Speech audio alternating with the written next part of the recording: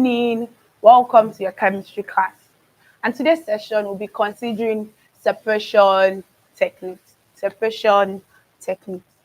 First off, let's consider the first word in here, which is matter. When you hear the word matter, what comes to your mind? Anything that you can see, you can touch, you can handle. Basically, the definition of matter is anything that you can see,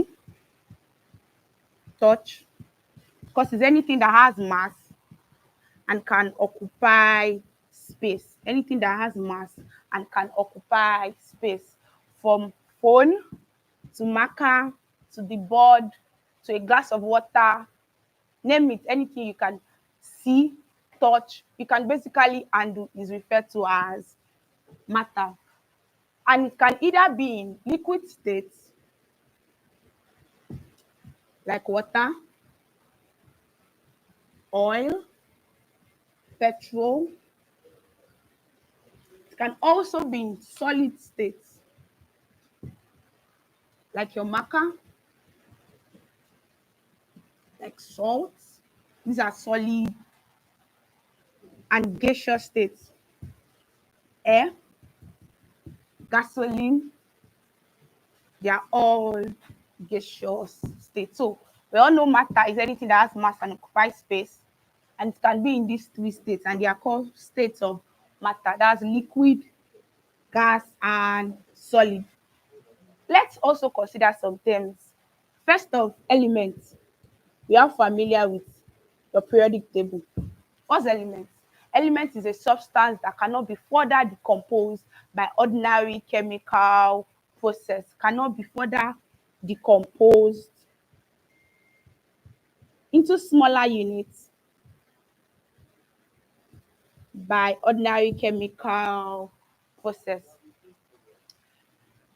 There are known 118 elements. There are 118 known elements, whereby 94 occurs naturally and 24 are synthesized in the lab. Some of them are liquid, some are solid, and some are gaseous. Also take note of that. Elements are pure substance. Elements are pure substance that cannot be further decomposed into smaller units by ordinary chemical process. You have helium, you have oxygen, nitrogen, sodium, argon, name it. They are known 118 elements. Let's also consider compounds. Compounds. Compounds are substances formed from the combination of two or more elements. They are formed from the combination of two or more elements by chemical process. By what? Chemical process.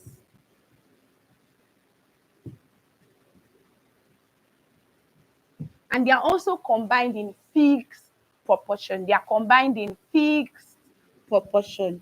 They are combined in fixed proportion. Example would be sodium chloride. For sodium chloride, we have two elements there. One is sodium and the other is chlorine. I made mention that they are combined in fixed proportion. That means 1:1, 1:1. Consider H2O. H2O is water. This is hydrogen. This is oxygen. And you can, because of these two, you can see it is ratio 2:1. Silicon dioxide, this is also ratio 1:2. They are always combined in fixed proportion. That means anywhere sodium chloride is being made in the lab, it's being produced in the lab, it would always be in ratio 1:1. Water would always be in ratio 2:1 because they are what? It's from a chemical process. It's not just made anyhow. it has to follow a particular process in fixed proportion. As well, element is a pure substance. Compounds are also pure substances. Pure substance. Compounds are pure substance. Elements are also pure substance. Let's now consider the difference between elements and compounds. Between elements and compounds.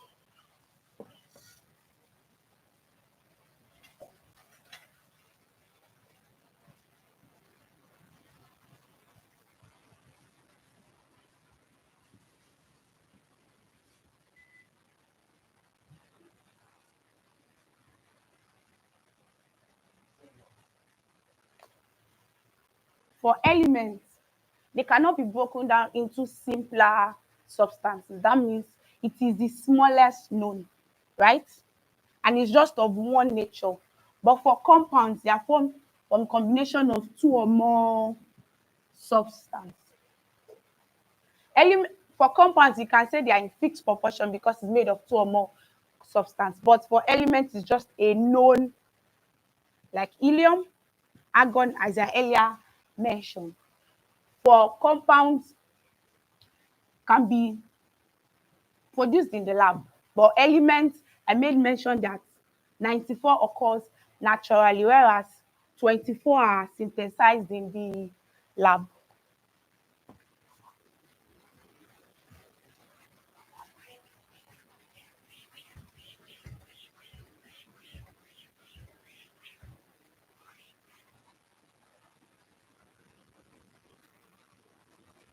Now let's move on to mixture. I'm sure we've heard that term before. Mixture. Mixture is formed from the combination of two or more substance, two or more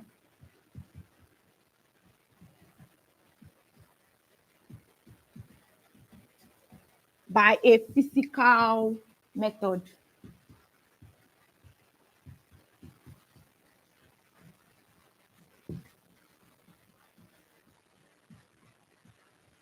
By a physical method.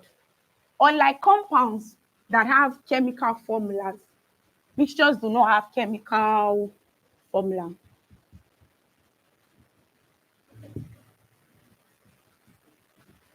No chemical formula. Compounds are pure substance. Mixtures are not, they are not pure. They are usually not pure. Reason being that they are not always in fixed proportion.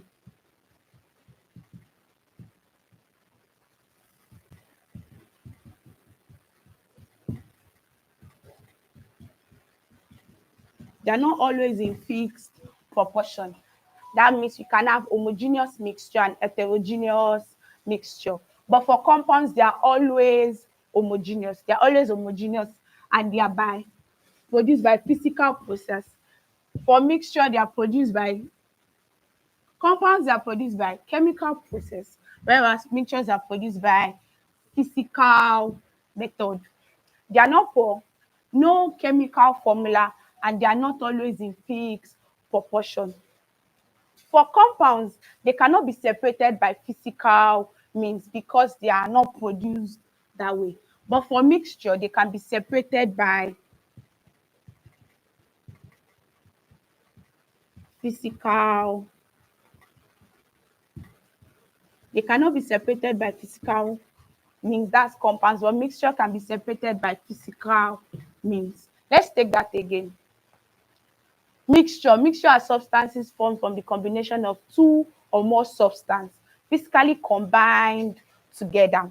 And because they are physically combined together, they do not have any chemical formula and they are not pure. Also, they are not always in fixed proportion and they can be separated by physical means. But for compounds, they are formed from the combination of two or more elements chemically combined together in fixed proportion and they are pure substance. They are pure substance. And they can be represented by chemical formulas. They can be represented by chemical formulas. So these are basically the difference between mixture and compound.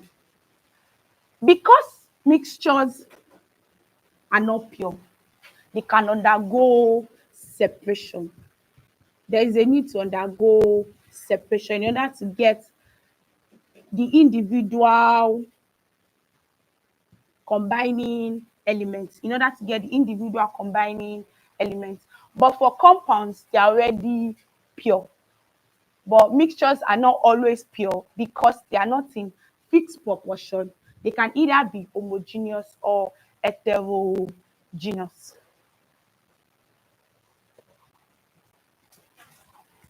Let's consider physical and chemical change.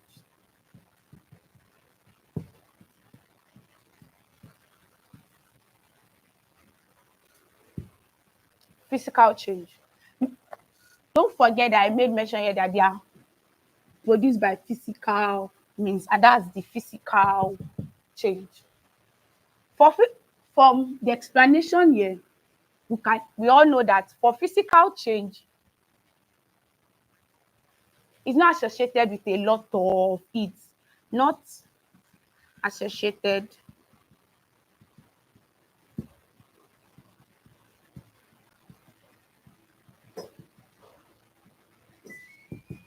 it. Also, no new substance is formed.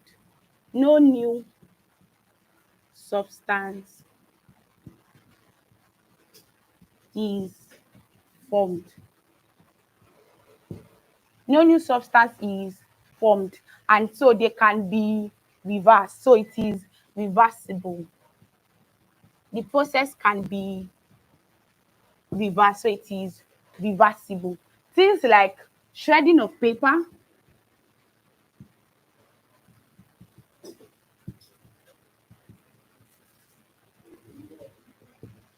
shredding of paper, crushing can, melting of ice,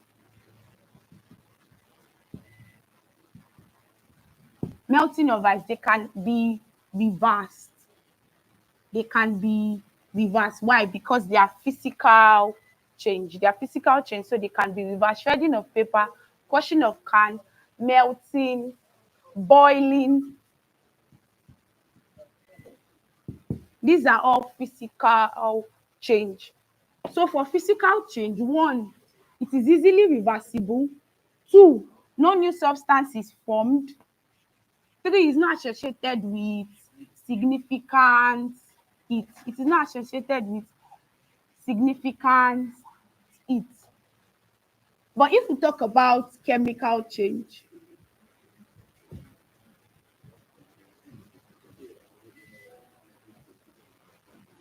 for chemical change, it will be the reverse of this one, associated with significant it.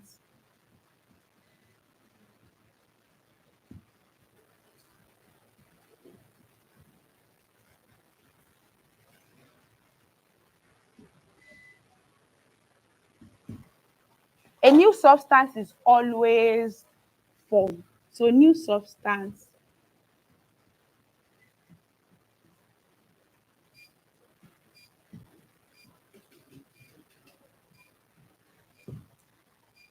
because new substance are formed, it is not easily reversible.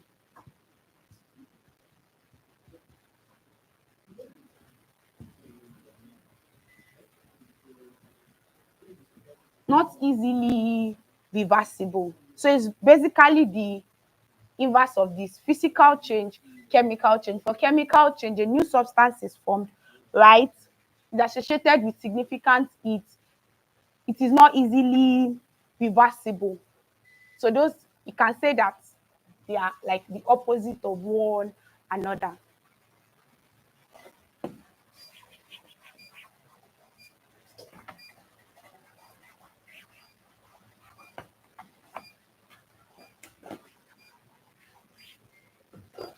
Now let's consider some questions. The first would be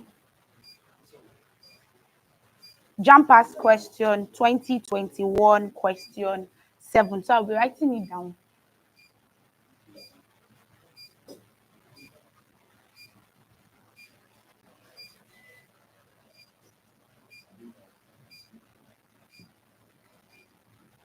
Which of the following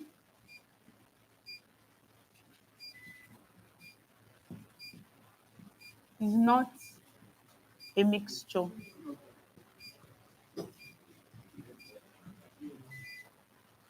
Which of the following is not a mixture? A, air. B, mercury. C, milk. D, cement. In this class,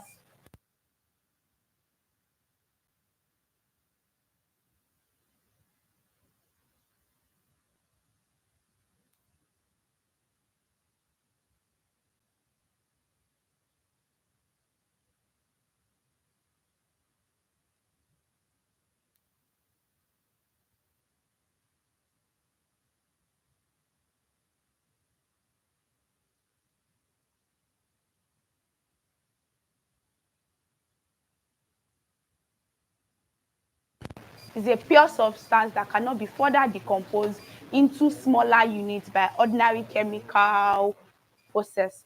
Mixture. Mixture is addition of two or more substances physically combined together. Compound. Combination of two or more elements chemically combined together. So let's move back to the question. Let's consider the question. Which of the following is not a mixture?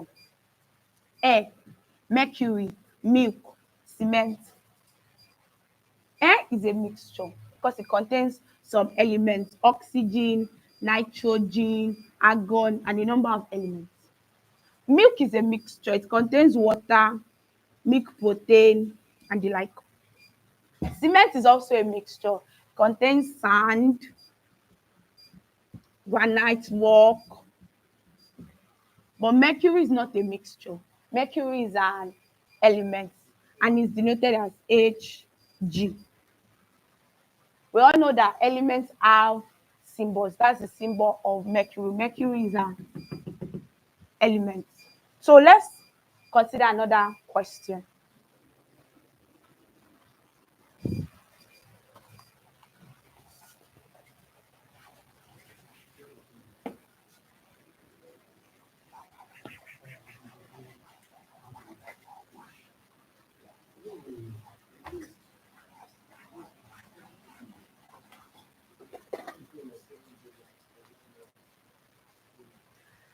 Twenty 19 question 6. 2019 question 6.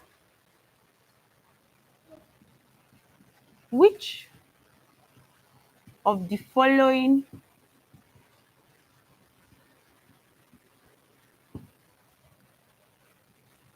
substances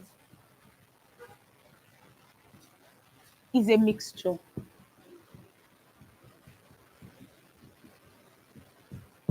Which of the following substances is a mixture? A, granulated sugar.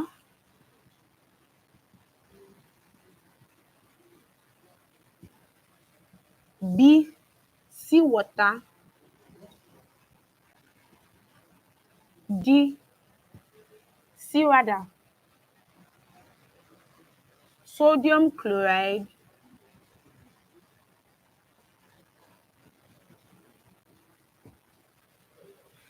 D, iron filings.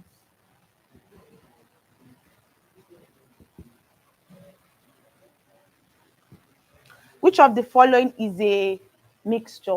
Mixture is a substance from two or more.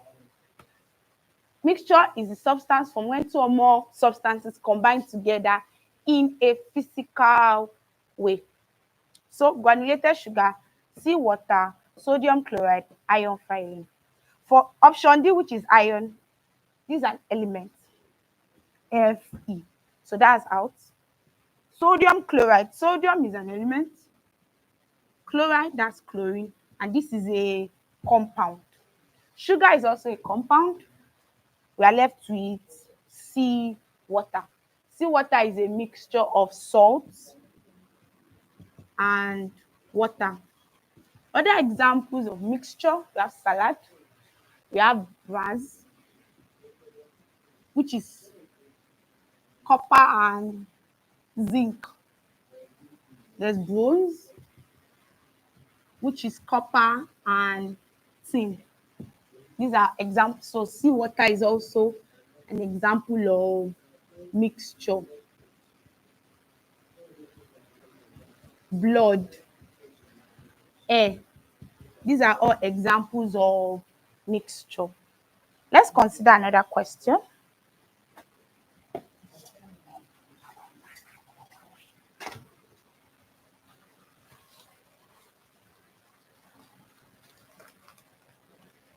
(2020) question 13. 2020 rather. 2020 question 13.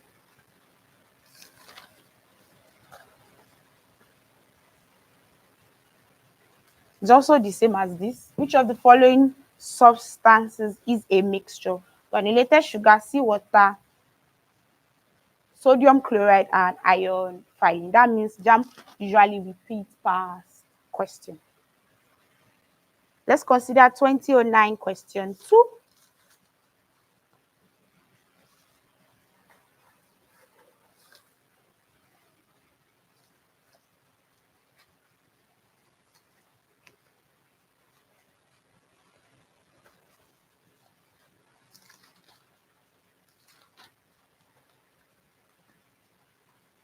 Okay.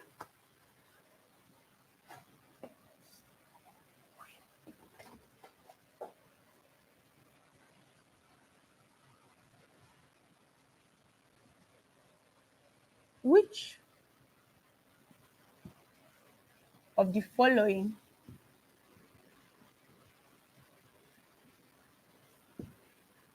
is a physical change?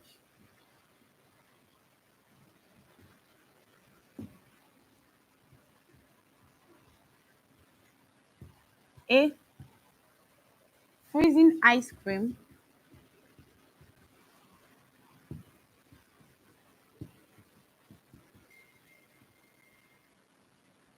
B.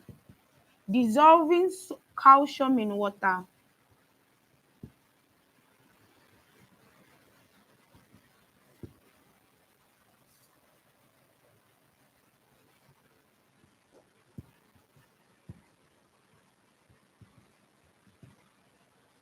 C. Burning kerosene.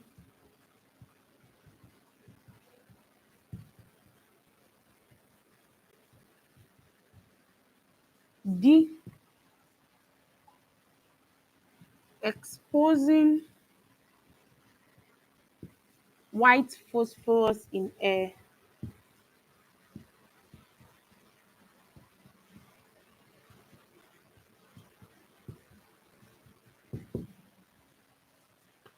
Which of the following is a physical change? Don't forget that I define physical change to be that change in which no new substance is formed, is easily reversible, is not associated with significant change in it, right? Option D, exposing white phosphorus in air, that is a chemical change. Burning kerosene, it is a chemical change because it is not reversible. Dissolving calcium in water is also a chemical change because a new substance is formed and we're left with freezing ice cream. It is reversible, right? Because you can leave it at room temperature to allow it dissolve and then you turn it back into the freezer in order to freeze it again. So that is the correct answer for that question. Let's consider another question.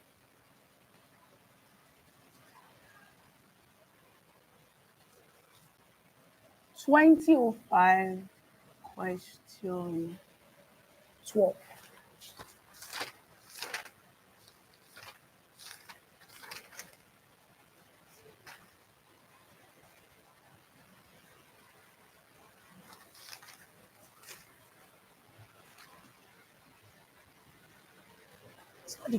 It's not the right question. Let's consider another. 2001 11. 11. Okay. 20 over 4, 11. Okay. A chemical change is always associated with